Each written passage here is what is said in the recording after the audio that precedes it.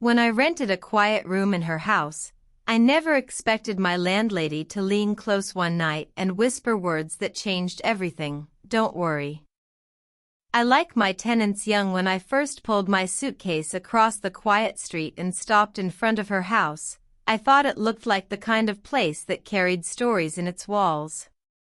The bricks weren't new, but they had a warmth to them, and the garden was kept just enough, not overly trimmed, not wild, but lived in. I told myself I was only here for convenience. A cheap room, close to campus and work. Nothing more. She opened the door before I even knocked, as if she had been waiting. I'll never forget that moment, the first look at my landlady. She wasn't what I expected. Mid-40s, maybe a little older, with the kind of presence that makes you straighten your posture without realizing it. She had her hair tied loosely at the back, strands slipping free to frame her face. And her eyes, they didn't just glance at me, they studied. Not in a harsh way, but in a way that made me feel seen. Too seen. Her smile came slowly, almost deliberate, and she stepped aside. Come in. You must be tired. Her voice was low, soft, carrying that calm confidence of someone who doesn't rush for anyone. I stepped inside, and the first thing that struck me was the scent. Not strong, not perfumed, but natural, the jasmine, faint but unmistakable, like the garden outside had followed me in. She showed me around the place in that same calm way, walking a little ahead of me, her hand lightly brushing the banister, her steps unhurried. The house had character, wooden floors that creaked in the hallway, curtains that let in golden evening light, photographs on the walls, but no husband, no children. Just her. When we stopped at my room, she turned toward me, and for a moment, her eyes lingered. It wasn't inappropriate. Just long enough that I noticed. Long enough that I couldn't decide if it was my imagination. You'll be comfortable here, she said, adjusting the edge of the curtain with a casual touch. Then she extended her hand, and I placed the rent envelope in her palm. That's when I noticed how warm her hand felt against mine. She didn't let go too quickly either. Just a second longer than needed. A pause I couldn't ignore.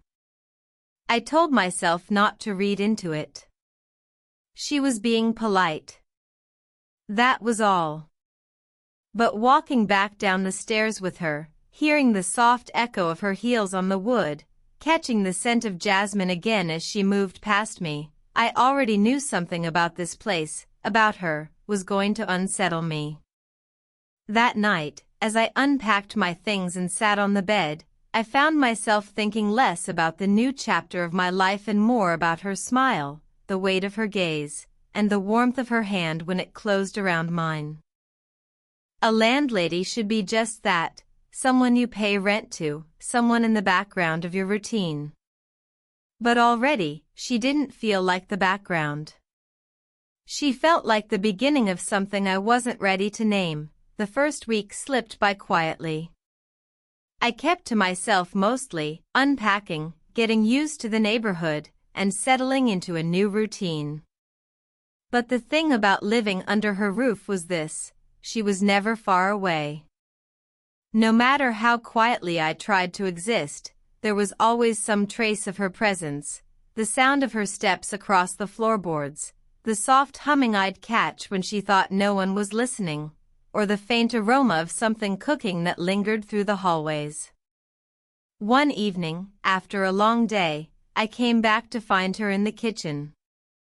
She was standing by the stove, stirring something in a pot, her hair tied up loosely again, though this time a few strands had slipped free and brushed against her cheek. She looked over her shoulder when I walked in, her smile slow but certain. "You look tired," she said. "Sit down. I'll make you tea." I started to protest. After all, she was my landlady, not my mother. But there was a way she said it, like refusal wasn't an option. So I sat at the small wooden table by the window. The air carried the faint spice of whatever she was cooking, mixing with the sharper, comforting scent of black tea. When she placed the cup in front of me, her fingers brushed mine. Not by accident, at least it didn't feel like one. The touch was light, fleeting, but enough to send a ripple of awareness through me. She sat across from me, close enough that her knee almost touched mine under the table. And then she started asking questions. Not the usual polite ones, but real ones. About what I was studying, why I had chosen this neighborhood, whether I missed home. She listened closely, her chin resting lightly on her hand, her eyes never leaving mine.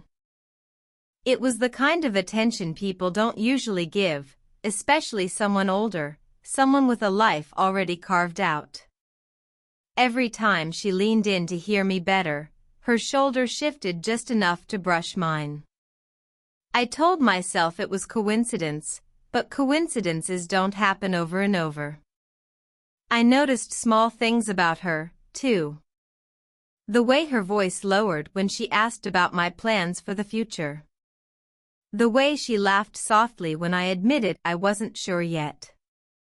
There was no judgment in her, only curiosity, as if she found something endearing in my uncertainty. The house was quiet around us, almost too quiet, and I became acutely aware of every sound, the faint clink of her spoon against her cup, the creak of the wooden chair as she shifted, the whisper of fabric when she crossed her legs. And the silence between those sounds, it wasn't awkward. It was charged, like a space waiting to be filled. At one point, she leaned close enough that her hair brushed my shoulder. She didn't move away quickly. She stayed there, her voice softer now, almost as if she was testing how close she could be without crossing a line. My pulse quickened, and I forced myself to look away, pretending to focus on the steam rising from my cup. Later, when I went back to my room, I couldn't shake the memory of her sitting across from me, her knee grazing mine, her gaze steady and searching. It was just tea, I told myself. Just conversation.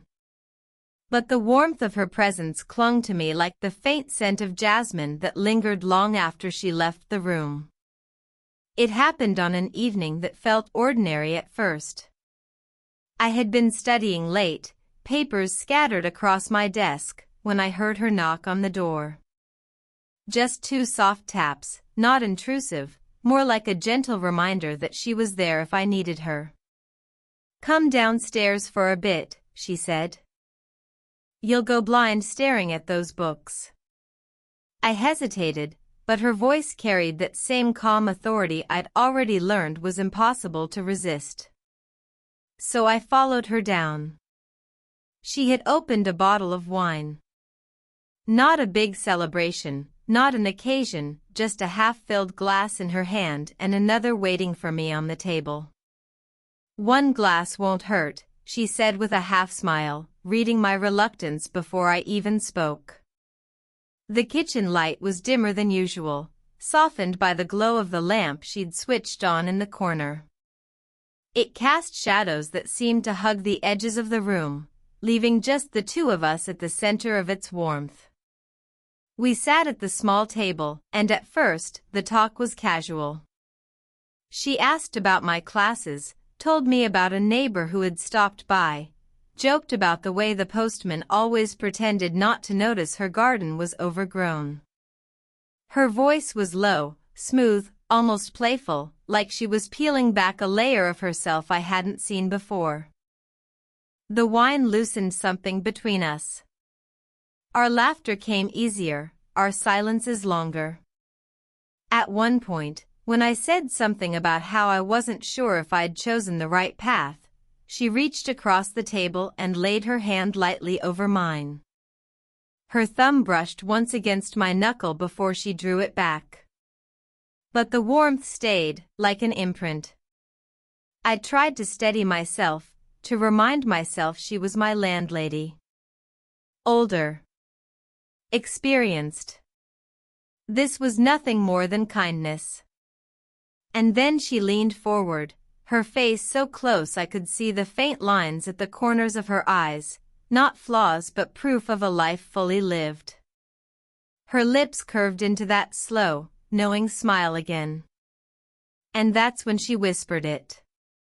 Don't worry. I like my tenants young. The words slid into the air like smoke, impossible to grasp, impossible to ignore. For a second, I thought I had misheard. But the way her eyes held mine, steady, unflinching, told me she meant every syllable. My pulse hammered in my chest. I laughed nervously, tried to brush it off as a joke. But she didn't laugh. She just tilted her head, studying my reaction, the corners of her mouth still curved but softer now. Almost tender. The silence that followed was charged, thick with unspoken things. I felt the room grow warmer, the air heavier. Every detail sharpened, the faint clink of the wine glass when she set it down, the jasmine scent that clung to her, the faint trace of her perfume mingling with the heat of the lamp. I couldn't find words. All I could do was hold her gaze, frozen between disbelief and something dangerously close to desire. That night, when I finally returned to my room, the whisper followed me like an echo. It wasn't just what she had said, it was the way she had said it, close enough for her breath to graze my skin, low enough that it felt like a secret meant only for me. And for the first time, I admitted to myself that I was no longer just a tenant. Something had shifted, and nothing about this house, or her, would ever feel ordinary again. After that night, after the whisper I couldn't shake, things changed between us. Not in dramatic ways, not all at once.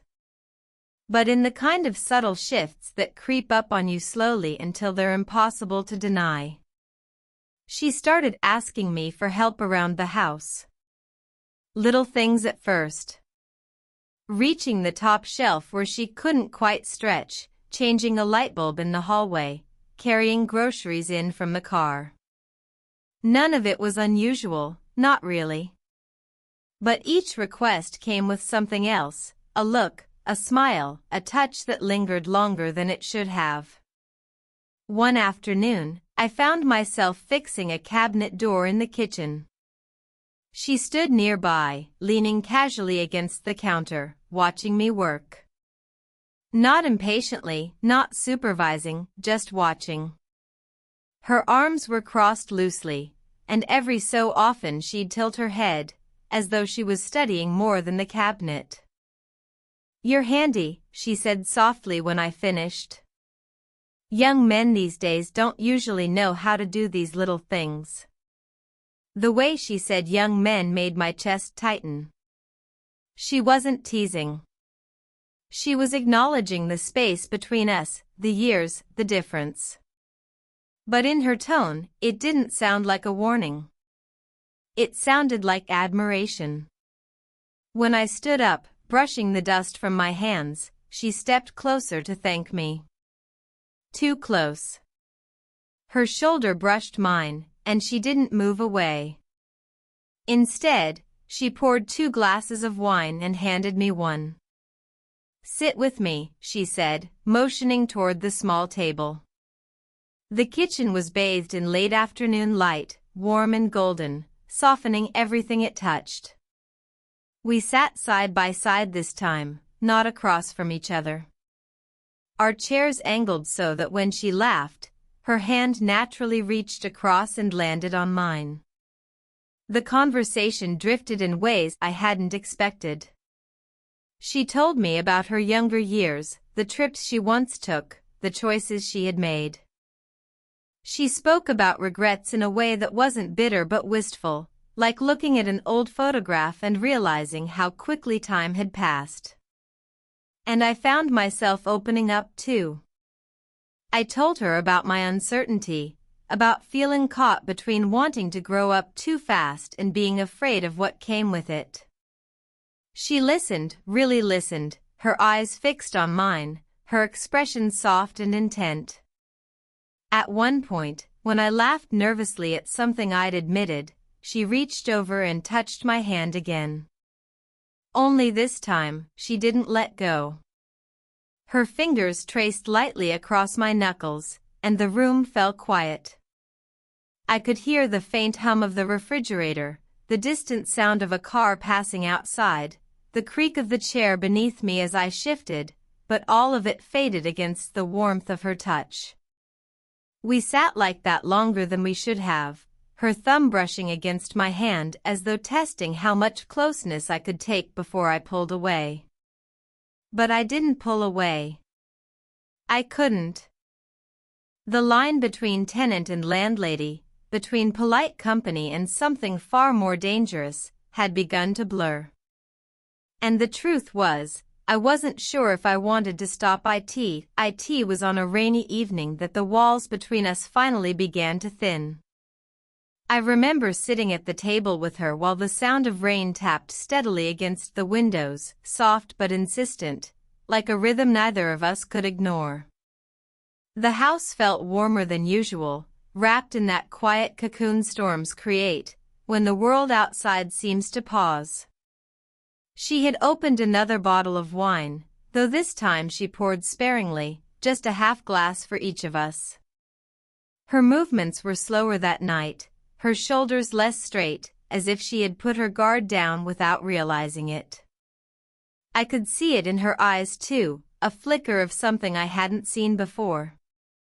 Vulnerability. We spoke about ordinary things at first. Work, neighbors, the weather. But eventually, her voice lowered. "Do you know what the hardest part of living alone is?" she asked, her fingers idly tracing the rim of her glass. I shook my head, unsure what to say. It's not the chores. It's not even the quiet. It's the absence of someone who notices you. The little things. The way you smile when you don't mean to. The way you sigh when you're tired. She gave a short laugh, as if embarrassed by her honesty. Most days, I'm invisible. The words stayed with me, heavier than I expected. Because to me, she had never been invisible. She filled every corner of that house, every moment of my day, even when I tried not to think of her. I found myself leaning forward, my voice lower than usual. "You're not invisible. Not to me." She looked up then, her eyes meeting mine with a sharpness that made my pulse quicken. For a moment, neither of us spoke. The air between us tightened, filled with things neither of us knew how to put into words. I admitted more than I planned. About how much I enjoyed her company. How I caught myself listening for her footsteps, waiting for her voice. I tried to laugh it off, but the truth was written in the tremor of my voice. Her lips curved into the faintest smile, but it wasn't playful. It was soft, touched with relief. She set her glass down and reached across the table, her hand brushing mine before resting there fully. The weight of it was steady, grounding.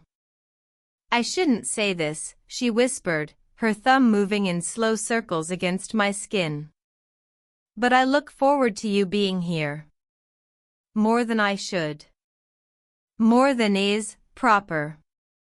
The word proper felt fragile on her tongue, like it belonged to another time, another set of rules. I covered her hand with mine, feeling the warmth of her palm, the faint tremor in her fingers. "I don't care about proper," I said quietly. Outside, the rain grew heavier, drumming against the glass, but inside the house everything was hushed. The confession had been made, not loud, not dramatic, but in the kind of low, steady voice that carries more weight than any grand declaration. In that silence, with her hand in mine, I knew we had crossed into something deeper. Something that could no longer be disguised as kindness or coincidence. After that night's confession, the air between us carried a charge that never really faded. Every glance, every small touch seemed magnified. It wasn't just in my imagination anymore, we had both admitted it. And though we hadn't spoken about what came next, I felt it waiting, like a tide drawing closer with every passing day. It finally happened one quiet evening, when the storm had given way to a calm that left the air cool and the house hushed.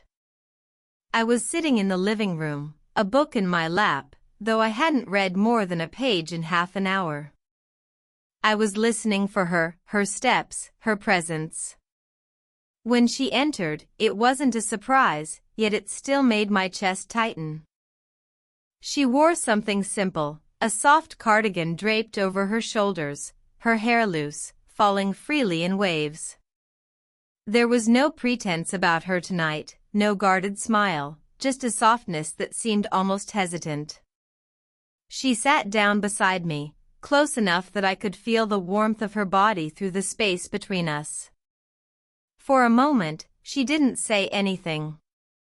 She simply sat there, breathing slowly, her hands folded in her lap. Then, with a sigh, she turned to me. "You look nervous," she murmured, her voice quiet but steady. "I am," I admitted before I could stop myself. Her eyes searched mine, and for a long moment, it felt like she was deciding something. Then she reached out, her hand lifting slowly until her palm rested against my cheek. The warmth of her touch spread through me like fire, steady and unhurried. "You don't have to be," she whispered. Her thumb brushed lightly along my cheekbone, and I felt my breath catch. The world around us seemed to shrink until it was just the two of us, caught in that fragile space where neither of us could pretend anymore.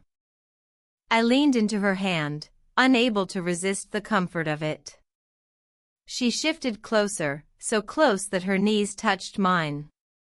Then, with a tenderness that nearly undid me, she leaned her forehead against mine. The touch was simple, but it felt monumental. Her breath mingled with mine, warm and steady. I could hear the faint rhythm of her heart when she drew me against her shoulder, her arms wrapping around me in an embrace that was both protective and inviting. I didn't move at first. I let myself sink into the warmth of her body, the steady beat of her heart, the faint scent of jasmine that always seemed to follow her. And in that closeness, I felt something I hadn't expected, not just desire, but safety. She held me as if to say, without words, that we were allowed to be here, in this moment, even if the rest of the world wouldn't understand. We stayed like that for a long time, the silence heavy but not uncomfortable. When she finally pulled back, her hand lingered against my face, her eyes soft but searching. "No fear," she said again, her voice so gentle it almost broke me. And for the first time since moving into her house, I believed her. The days that followed weren't marked by any sudden change. We didn't wake up the next morning as though the world had shifted, and we didn't speak in grand declarations.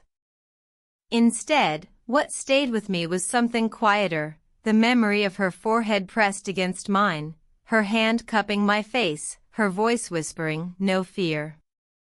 That moment became our anchor. We didn't rush it, didn't force anything. But something unspoken had passed between us, and it lived now in every glance, every word, every pause that stretched a little longer than it used to. One evening, we found ourselves in the kitchen again, but this time without wine, without pretense. She brewed tea instead, moving about with the kind of ease that comes from routine. I watched her quietly, noticing things I hadn't before, the way she tucked her hair behind her ear when it fell forward, the faint hum in her throat as she waited for the kettle, the soft crease at the corner of her eyes when she smiled to herself. When she set the cup in front of me, her hand lingered just a second too long on mine. It wasn't a bold gesture, but it didn't need to be. It was a reassurance. A promise that nothing between us had been imagined. We sat at the table together, lamplight spilling across the wood, shadows curling around the edges of the room. The house felt safe, almost too safe, like a cocoon I wasn't ready to leave. She broke the silence first. "I don't know what this is," she said softly, her fingers brushing the handle of her cup, "and I don't know where it's going. But I don't want to pretend it isn't there." Her words hung in the air, honest and unpolished. I met her gaze and felt something steady rise in me, something I hadn't had the courage to say until now.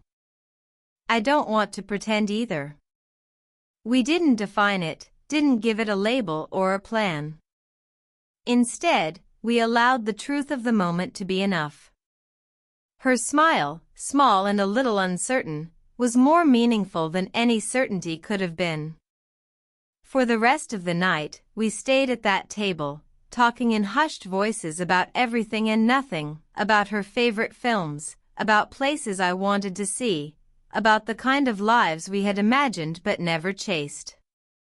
Between our words were silences filled with the sound of teacups being set down, of hands brushing and resting together, of sighs that spoke more than language ever could. By the time I went upstairs, the night was deep and still, the rain having long since stopped. I paused at my doorway, looking back toward the glow of the kitchen where she still sat, finishing her tea. She looked up at me then, and though no words passed between us, her smile told me everything. This house, this connection, was no longer just an arrangement. I closed my door with a quiet certainty in my chest. We hadn't promised forever. We hadn't even promised tomorrow. But in that moment, it was enough to know we weren't alone anymore. And as I lay in bed, the faint scent of jasmine drifting in from the hallway, I realized something simple but undeniable. Her house no longer felt like a place I rented.